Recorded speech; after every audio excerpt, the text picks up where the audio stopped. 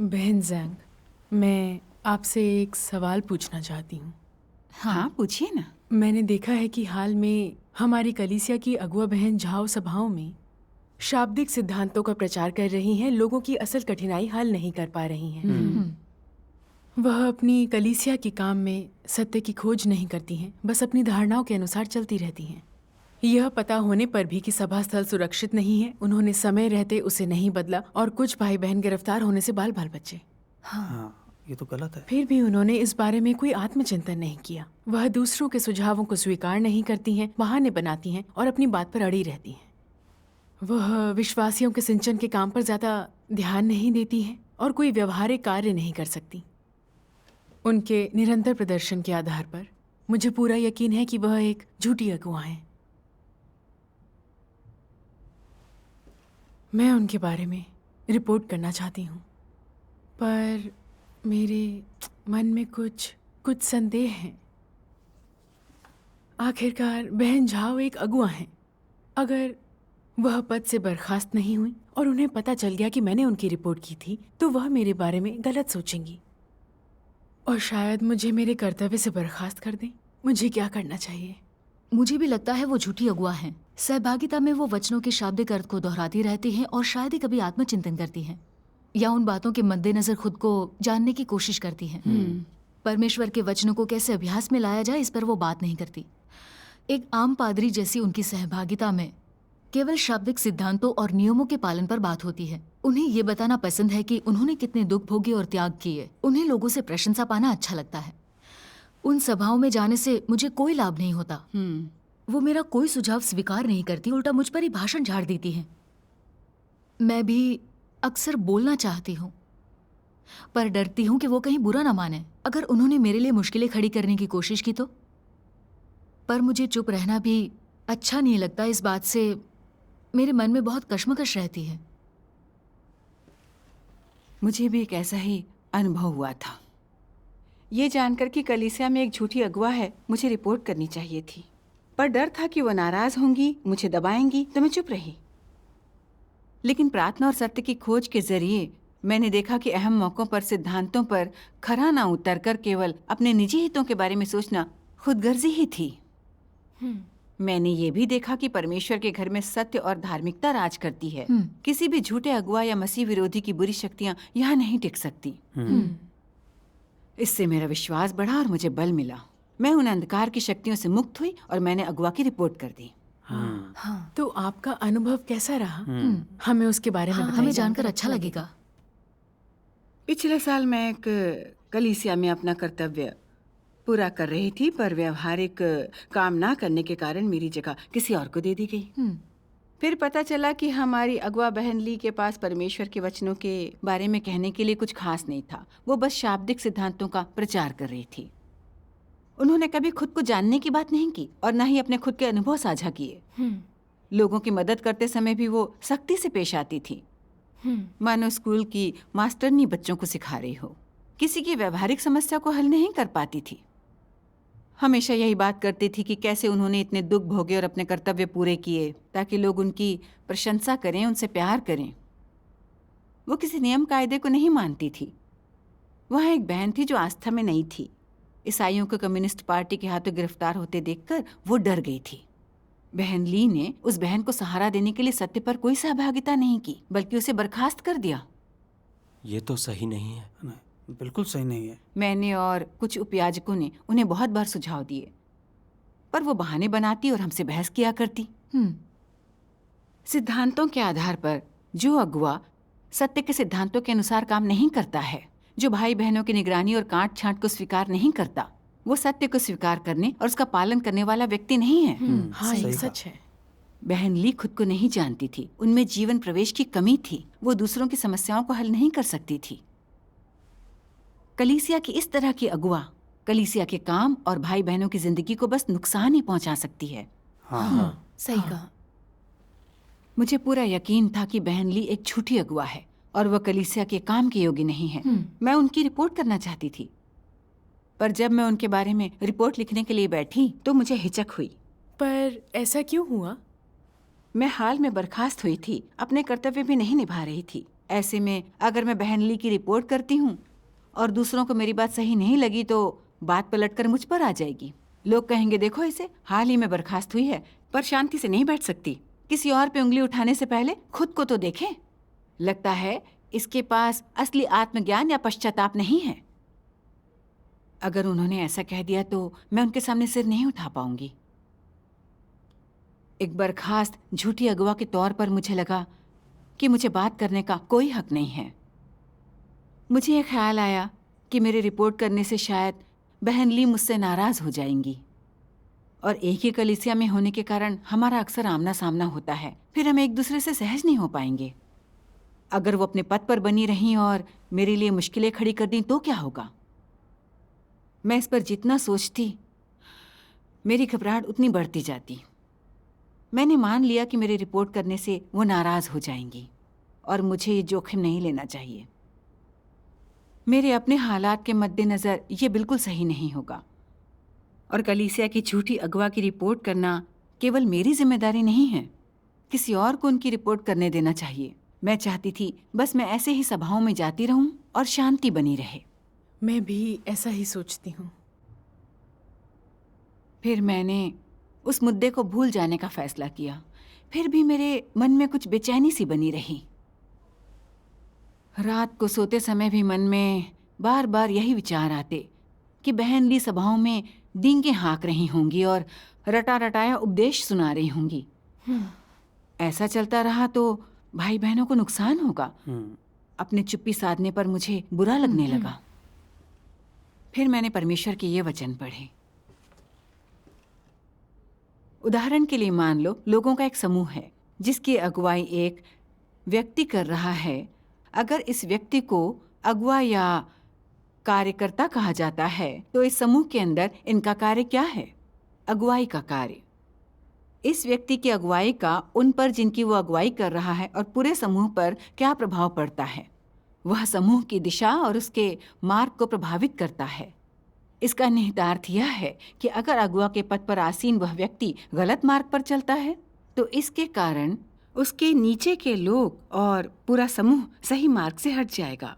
इससे भी अधिक यह आगे बढ़ते हुए उस पूरे समूह की दिशा साथ ही उसकी गति और चाल को बाधित कर सकता या रोक सकता है। इसलिए जब लोगों के इस समूह की बात आती है तब उनके द्वारा चुने गए मार्ग की दिशा, सत्य की उनकी समझ की सीमा और साथ ही परमेश्वर में उनका विश्वास न सिर्फ स्वयं उनको बल्कि उनकी अगुवाई के दायरे के भीतर सभी भाइयों और बहनों को प्रभावित करता है। हाँ।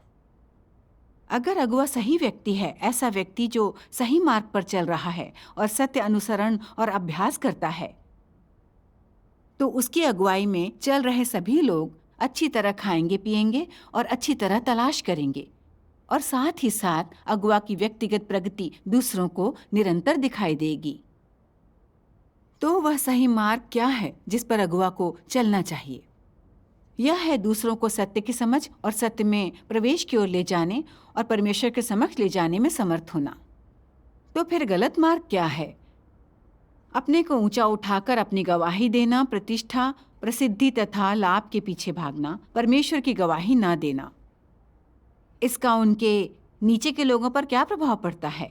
यह उन लोगों को उनके समक्ष ले आता है। लोग परमेश्वर से दूर जाकर अगुवा के नियंत्रण में आ जाएंगे। क्या ये जाहिर सी बात नहीं है कि अपने अगुवा के समक्ष लाए गए लोग उस अगुवा से ही नियंत्रित होंगे और निसंदेह यह उन्हें परमेश्वर से दूर ले जाता है। अगर तुम लोगों को अपने समक्ष लाने के लिए उनकी अगुवाई करते हो तो तुम उन्हें भ्रष्ट मनुष्य जाति के समक्ष ला रहे हो, परमेश्वर के नहीं शैतान के समक्ष ला रहे हो।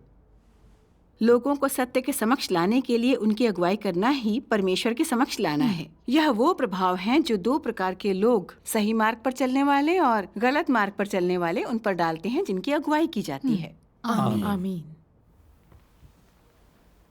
परमेश्वर के वचनों में मैंने देखा एक अगुवा का रास्ता न केवल उसे व्यक्तिगत रूप से प्रभावित करता है बल्कि इसका दूसरों के जीवन प्रवेश पर भी सीधा असर पड़ता है और कलीसिया के कार्यों पर असर पड़ता है। हाँ, सही है। बहन ली ने आज तक खोखले शब्दों का प्रचार किया है। वो भाई बहनों के असल जीवन की समस्याओं को हल नहीं कर सकी। अपने दिखावे से लोगों को गुमराह कर रही थीं और भाई बहन हमेशा उनकी प्रशंसा करते रहते थे। इतना ही नहीं, वो घमंडी और तानाशाह भी थीं और कलीसिया के बहुत सारे कार्यों में केवल उनकी ही चलती थी। उन्होंने सत्य के सिद्धांतों की खोज नहीं की और न ही दूसरों के सुझावों को स्वीकारा, अपनी ही धारणाओं के आधार पर कार्य करती रहीं। वो कलीसिया के कार्य को आगे नहीं बढ़ा रही थी, बल्कि वो तो उसमें बाधा डाल रही थीं। मुझे लगा कलीसिया में ऐसी झूठी अगुआ न सिर्फ खुद डूबेगी बल्कि भाई बहनों को भी ले डूबेगी। ये बिल्कुल सच है कि एक झूठी अगुआ के पास जिम्मेदारी होना हानिकारक है। हाँ, एक झूठी अगुआ को इतने विश्वासियों को धोखा देते देखकर और इसके कारण उन्हें दुख भोगते देखकर परमेश्वर बहुत उदास होता है। मैं पहले ही समझ चुकी थी कि बहन लीग झूठी अगुआ थी। मैंने उनके प्रभार में भाई बहनों और कलीसिया के जीवन को होने वाले नुकसान को देख लिया था, लेकिन सिर्फ इसलिए कि मैं उन्हें नाराज करने से बहुत डरती थी। मैंने खुली आंखों से कलीसिया के कार्य को और भाई बहनों के जीवन प्रवेश को अवरुद्ध होते हुए देखा। मैंने बहन ली की रिपोर्ट करने की हिम्मत नहीं की। मैं बिल्कुल धार्मिक नहीं थी, परमेश्वर की इच्छा का ध्यान नहीं रख रही थी। मैं कितनी संवेदनहीन हो गई थी। अपने पिछले कर्तव्य में वास्तविक कार्य ना करके कलीसिया के कार्य को पहले ही नुकसान पहुंचा चुकी थी। अब एक झूठी अगुआ को परमेश्वर के लोगों को धोखा देते देखकर उसकी रिपोर्ट न करना, कलीसिया के हितों की रक्षा न करना मेरे लिए लानत की बात थी। मुझे महसूस होने लगा कि मैं परमेश्वर की ऋणी हूं और एक सृजित प्राणी के तौर पर मुझे सही कदम उठाना चाहिए, परमेश्वर की इच्छा का ध्यान रखना चाहिए और कलीसिया के कार्य को कायम रखना चाहिए। ये मेरा कर्तव्य था, एक जिम्मेदारी थी जो मुझे पूरी करनी थी। आमीन। और अपने इस विचार से मुझे बल मिला और मैंने अपने आप से कहा, कलीसिया के हितों के लिए और परमेश्वर के लोग एक प्रामाणिक जीवन जी सकें उसके लिए मुझे सत्य को अभ्यास में लाना है और बहन ली की समस्याओं के बारे में बोलना है। मैं एक झूठी अगुआ को भाई बहनों को और अधिक गुमराह करने नहीं दे सकती। सही कहा। सही कहा। जब मैं रिपोर्ट लिखने की तैयारी कर ही रही थी तो मैंने सुना कि एक बुजुर्ग बहन ने जब बहन ली को उसकी समस्याओं के बारे में बताया तो बहन ली ने उनके साथ सभा करनी बंद कर दी। वैसे कैसे कर सकती थी? जब मैंने ये सुना तो मुझे बहुत गुस्सा आया। हाँ, मुझे लगा उन्होंने सत्य को मानने से इनकार कर दिया। इसके साथ ही मेरे डर फिर से सिर उठाने लगे। सिर्फ कुछ विचार व्यक्त करने पर ही बहन ली ने उस बहन को बाहर कर दिया था। अगर उन्हें मेरी रिपोर्ट के बारे में पता चला तो वो तो मुझसे भी बैर करने लगेंगी। अगर उन्होंने मेरे बारे में राय बनानी शुरू कर दी, मुझ पर अगुवाओं और कार्यकर्ताओं पर हमले का आरोप लगा दिया, तो दूसरे लोग क्या सोचेंगे? उन्होंने मुझे दबाना शुरू कर दिया तो मुझे अपना कर्तव्य पूरा करने का मौका नहीं मिलेगा। ये और भी असहनीय होगा। और अगर मैंने रिपोर्ट नहीं की तो मुझे बहुत ग्लानि महसूस होगी। मेरे अंदर कश्मकश चल रही थी, बहुत ज्यादा खलबली मची हुई थी। तो मैंने ये बात प्रार्थना और सत्य की खोज में परमेश्वर के सामने रखी। फिर मैंने परमेश्वर के ये वचन पढ़े, तुम कहते हो कि तुम परमेश्वर के बोझ के प्रति विचारशील हो और कलीसिया की गवाही की रक्षा करोगे, लेकिन ऐसा किया किसने? अपने आप से पूछो, क्या तुम उसके बोझ के प्रति विचारशील रहे हो? क्या तुम उसके लिए धार्मिकता का अभ्यास कर सकते हो? क्या तुम मेरे लिए खड़े होकर बोल सकते हो? क्या तुम दृढ़ता से सत्य का अभ्यास कर सकते हो? क्या तुम में शैतान के सभी दुष्कर्मों के विरुद्ध लड़ने का साहस है? क्या तुम अपनी भावनाओं को किनारे रखकर मेरे सत्य की खातिर शैतान का पर्दाफाश कर सकोगे? क्या तुम मेरी इच्छा को स्वयं में पूरा होने दोगे? सबसे महत्वपूर्ण क्षणों में क्या तुमने अपने दिल को समर्पित किया है? क्या तुम ऐसे व्यक्ति हो जो मेरी इच्छा पूरी करता है? स्वयं से ये सवाल पूछो और अक्सर इनके बारे में सोचो। आमीन। आमीन। मुझे लगा मानो हर शब्द मेरे ज़मीर पर दस्तक दे रहा हो। खासकर तुम कहते हो कि तुम परमेश्वर के बोझ के प्रति विचारशील हो और कलीसिया की गवाही की रक्षा करोगे, लेकिन ऐसा किया किसने? मुझे लगा परमेश्वर मेरे बगल में खड़ा है और मुझसे पूछ रहा है। मैं जानती थी कि बहन ली झूठी अगुआ हैं और अगर इस समस्या को हल ना किया गया तो इससे परमेश्वर के लोगों के जीवन प्रवेश को नुकसान होगा। पर मुझे डर था कि वो बुरा मान जाएंगी बैर करेंगी, मैं अलग थलग हो जाऊंगी और मुझे कलीसिया से निकाल दिया जाएगा। मैंने अपने हित देखे, ना तो सिद्धांतों की मर्यादा रखी, ना ही बहन ली की रिपोर्ट करने की हिम्मत की। इस आध्यात्मिक लड़ाई में मुझे अहम समय पर परमेश्वर की गवाही देनी चाहिए थी, लेकिन मैंने अपने हितों की रक्षा की, लोगों को खुश किया और परमेश्वर को नाराज। मुझे अपने आप से घिन आने लगी। मैं चापलूस नहीं बनना चाहती थी। उसके बाद मैंने शांत मन से आत्मचिंतन किया। मैं बखूबी जानती थी कि वो एक झूठी अगुवा हैं और मैं सिद्धांतों के अनुसार उनकी रिपोर्ट करने को तैयार थी। लेकिन जब मैंने सुना कि उन्होंने कुछ सलाह देने पर किसी को निकाल दिया है, तो मैंने कलीसिया के काम के लिए खड़े होने के बजाय खुद को बचाने का विकल्प आखिर क्यों चुना? मैं हमेशा सिर्फ अपने हितों की रक्षा क्यों करती रही? मैंने इस खास समस्या पर प्रार्थना और सत्य की खोज करनी शुरू कर दी। मैंने एक धार्मिक कार्य में परमेश्वर के कुछ वचन पढ़े थे। बहन, क्यों ना आप उन्हें पढ़ें? ठीक है। लो, इसमें से पढ़ो। ज्यादातर लोग सत्य का अनुसरण और अभ्यास करना चाहते हैं, लेकिन अधिकतर समय उनके पास ऐसा करने का केवल संकल्प और इच्छा ही होती है। सत्य उनका जीवन नहीं बना है।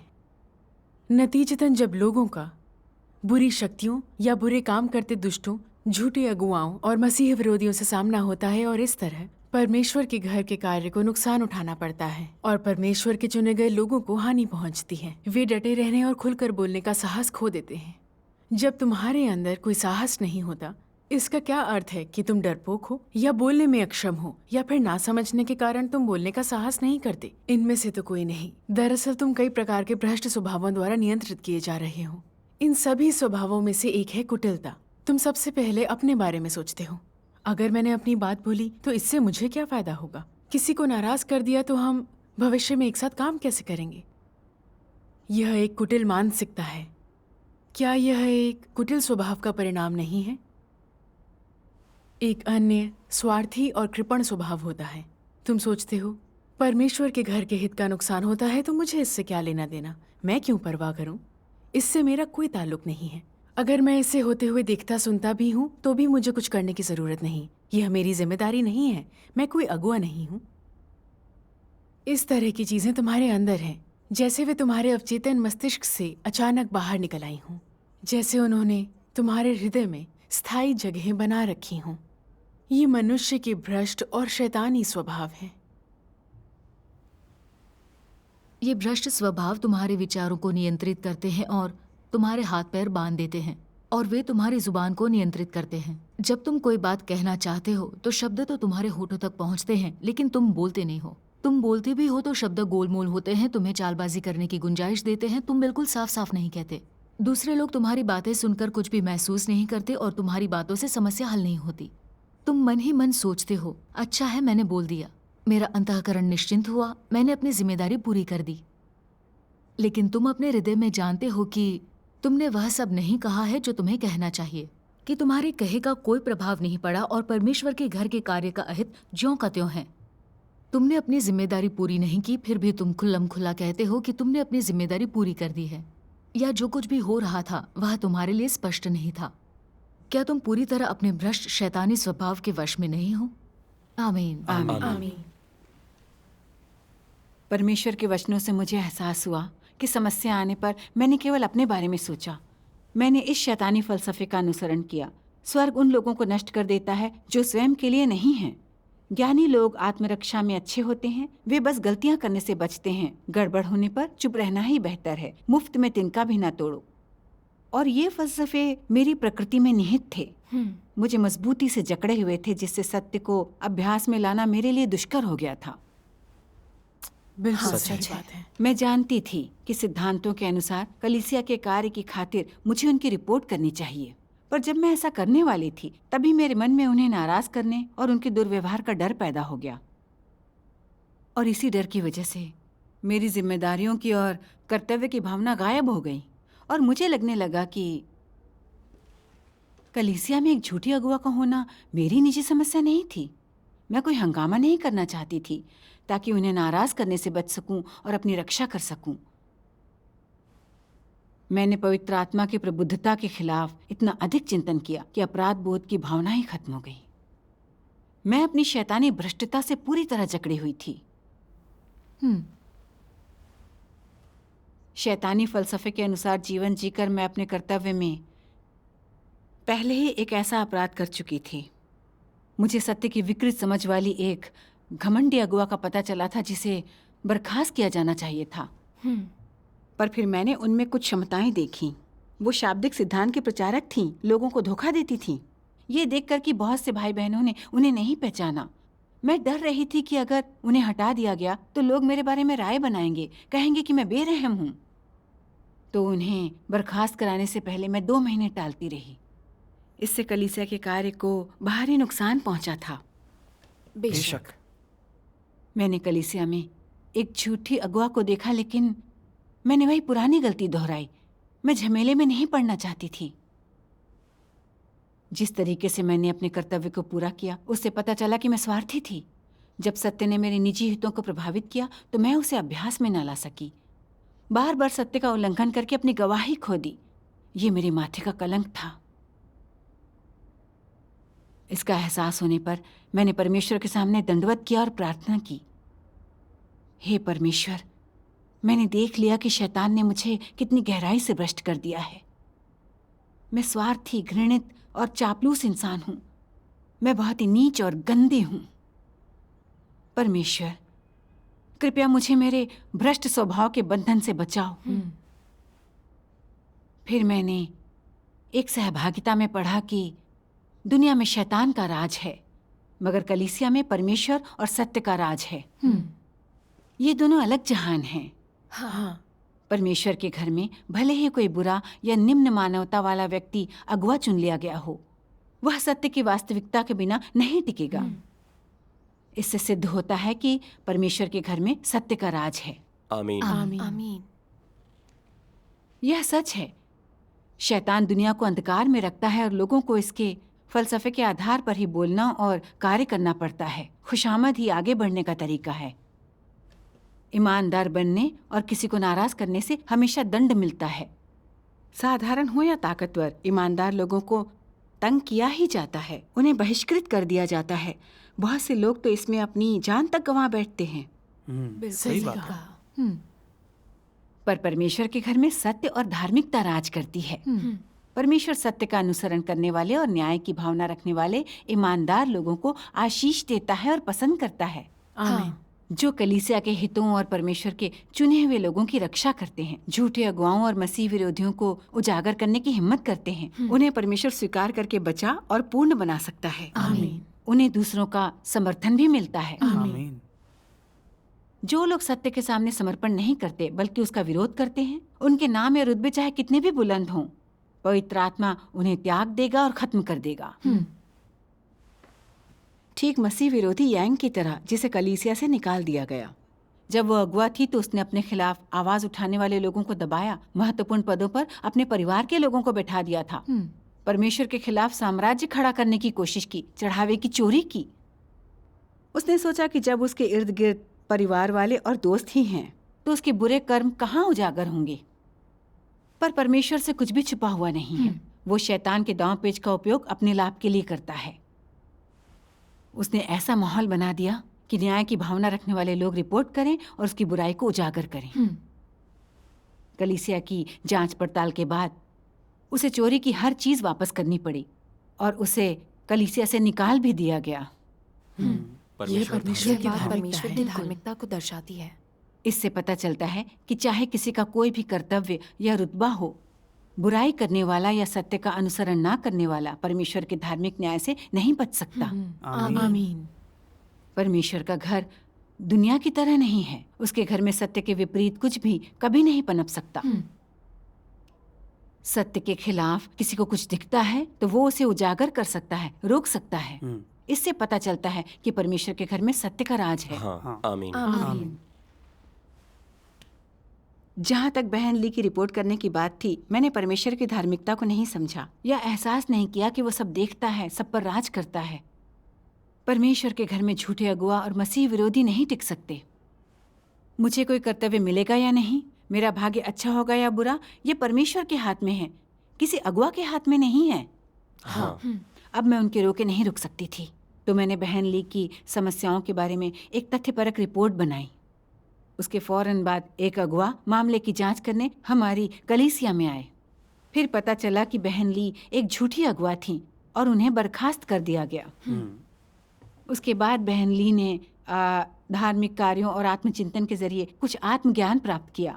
वो पश्चाताप करना और बदलना चाहती थी। परमेश्वर का धन्यवाद। चुनी गई अगली अगुआ सत्य का अनुसरण करने वाली बहन थी और कलीसिया के सभी काम धीरे धीरे आगे बढ़ने लगे। मैंने परमेश्वर की धार्मिकता देखी और देखा कि परमेश्वर के घर में सत्य का राज होता है। आमीन। परमेश्वर का धन्यवाद। यह सहभागिता मेरे लिए सच में प्रबोधक है।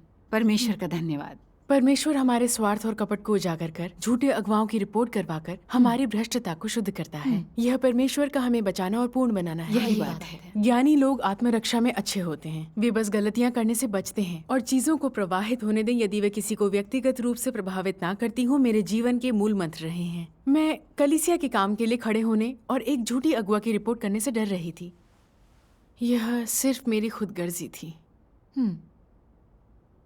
मैंने परमेश्वर के घर को दुनिया के बराबर समझा। इस बात पर यकीन नहीं किया कि यहाँ धार्मिकता और सत्य की सत्ता है। मुझे परमेश्वर में सच्ची आस्था नहीं थी। एक सीधी सरल बात कहने से डरती रही।